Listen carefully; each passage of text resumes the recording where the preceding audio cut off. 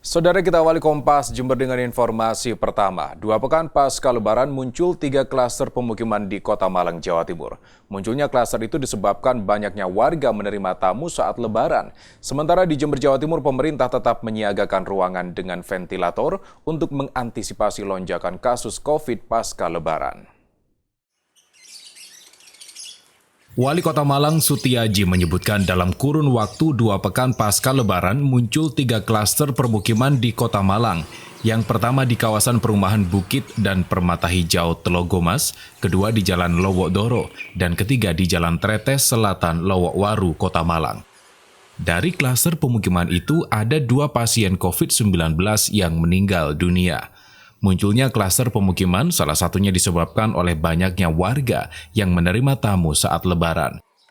Kini pemerintah fokus melakukan tracing dan testing agar penularan virus corona tidak semakin meluas. Wali Kota Malang meminta warga tidak menganggap remeh COVID-19 dan meminta warga untuk selalu mematuhi protokol kesehatan.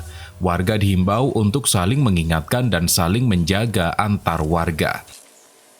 Tolong hati-hati dan perlu waspada, jangan pernah lengah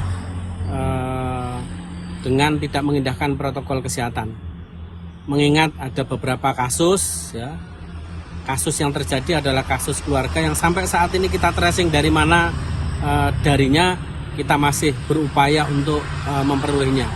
Akan tetapi sampai sekarang belum ketemu, ya, bahwa dia dulu terpaparnya dari mana. Kita tahu ada di Telogomas, ada di Lowokdoro, ada di Tretes, ada di Jagung Suprapto, yang itu semuanya berasal dari lingkungan masing-masing.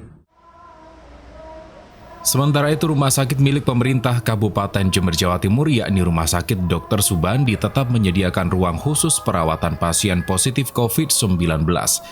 Ruang khusus itu terdiri dari ruang tekanan negatif dengan ventilator, ruang negatif tanpa ventilator, dan ruang tanpa tekanan negatif. Hal ini dilakukan untuk mengantisipasi lonjakan kasus COVID-19 pasca Lebaran. Rumah sakit Dr. Subandi sendiri telah memeriksa kesehatan 800 lebih pekerja migran Indonesia yang mudik dari luar negeri saat Lebaran. Pemeriksaan dilakukan untuk memastikan pekerja migran benar-benar bebas COVID-19. Ada beberapa yang kita periksa dan kita rawat, ya. Jadi, selain pasien yang kita rawat juga ada pemeriksaan dari migran Indonesia yang bekerja di luar. Itu ada 1 yang diperiksa positif di Surabaya. Kita isolasi di Rumah Sakit Subandi selama 10 hari. Nah, ketika dites PCR-nya negatif, kita pulangkan. Warga di Jawa Timur diminta untuk tetap waspada dan patuh pada prokes karena rata-rata kasus harian COVID-19 masih tinggi. Per 30 Mei 2021, kasus harian mencapai 249. Tim Liputan Kompas TV.